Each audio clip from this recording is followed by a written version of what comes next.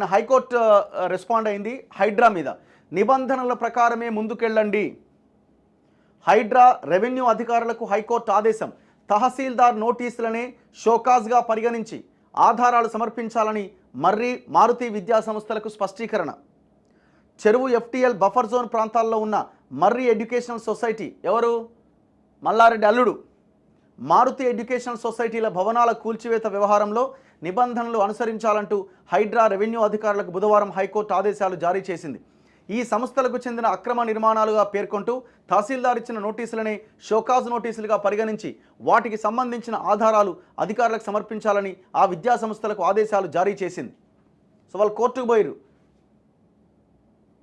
దొంగలంతా చెరువుల ప్రజలకు సంబంధించిన సంపదని కబ్జాలు చేసి మళ్ళీ అదే ప్రజల దగ్గర నుంచి ప్రైవేట్ స్కూళ్ళు, కాలేజీలు, హాస్పిటళ్ళు పెట్టి మళ్ళీ రక్తం తాగుతున్నారు.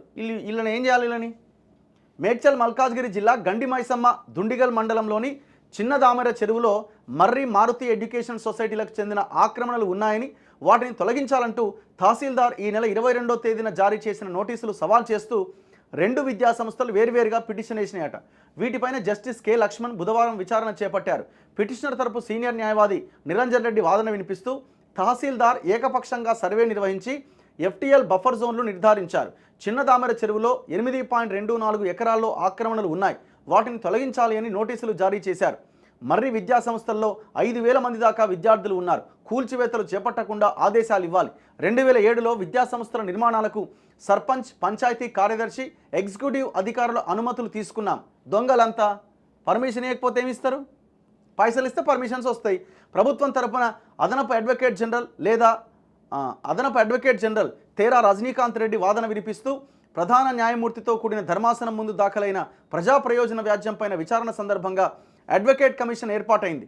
చిన్నదామెర చెరువు ఎఫ్టీఎల్ ప్రాంతాన్ని విద్యా సంస్థలు ఆక్రమించుకున్నాయి, వ్యర్థాలన్నీ చెరువులో వేస్తున్నాయి, మురుగునీరు వదిలి కలుషితం చేస్తున్నాయంటూ అడ్వకేట్ కమిషన్ నివేదిక ఇచ్చింది. ఈ నివేదికను పరిశీలించిన ధర్మాసనం ఆక్రమణలు తొలగించి చెరువు రక్షణకు చర్యలు తీసుకోవాలని ఆదేశించింది. వాదన విన్న న్యాయమూర్తి కలెక్టర్ ఆదేశాలతో తహసీల్దార్ నోటీసులు జారీ చేసి 7 రోజుల గడువిచ్చారు. తర్వాత హైడ్రా రంగంలోకి దిగి కూల్చివేతలు చేపడుతుందన్నదే విద్యా సంస్థల ఆందోళనని పేర్కొన్నారు.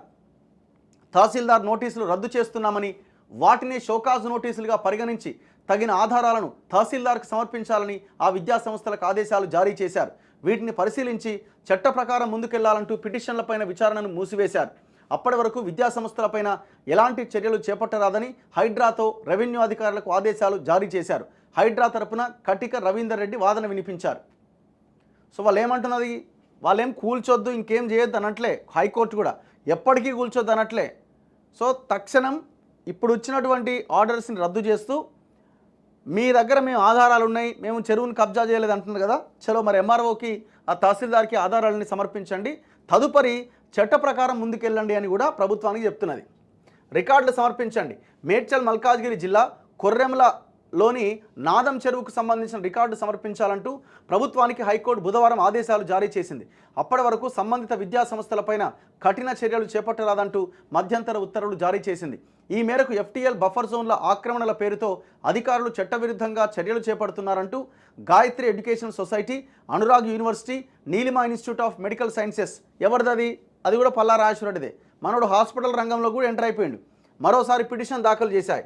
వీటిపైన బుధవారం జస్టిస్ టి వినోద్ కుమార్ విచారణ చేపట్టారు. పిటిషనర్ తరపు సీనియర్ న్యాయవాది నిరంజన్ రెడ్డి వాదన వినిపిస్తూ 17 ఎకరాల్లో అన్ని అనుమతులు తీసుకొని అనురాగ్ యూనివర్సిటీతో పాటు విద్యా సంస్థలు ఏర్పాటు చేశాం, చట్ట ప్రకారం చర్యలు చేపట్టాలన్న శనివారం ఇదే హైకోర్టు ఇచ్చిన ఉత్తర్వులకు విరుద్ధంగా హైడ్రా చర్యలు చేపడుతోందని ఆందోళన వ్యక్తం చేశారు. సో న్యాయమూర్తి ఏమన్నాడంటే 30వ తేదీకి వాయిదా వేస్తూ మొత్తం ఆ ఎవిడెన్స్ అంతా నా ముందు పెట్టండి అని చెప్పారు. దొంగలంతా ఈ మల్లారెడ్డి, మర్రి, పల్లా రాజేశ్వర్ రెడ్డి, ఈ ఇన్స్టిట్యూషన్స్ మొత్తం చెరువులనే ఉన్నాయి, ఎఫ్టీఎల్ ఏరియాలోనే. అంతా కోర్టుకు పోయి స్టేలు తెచ్చుకుంటా ఉన్నారు.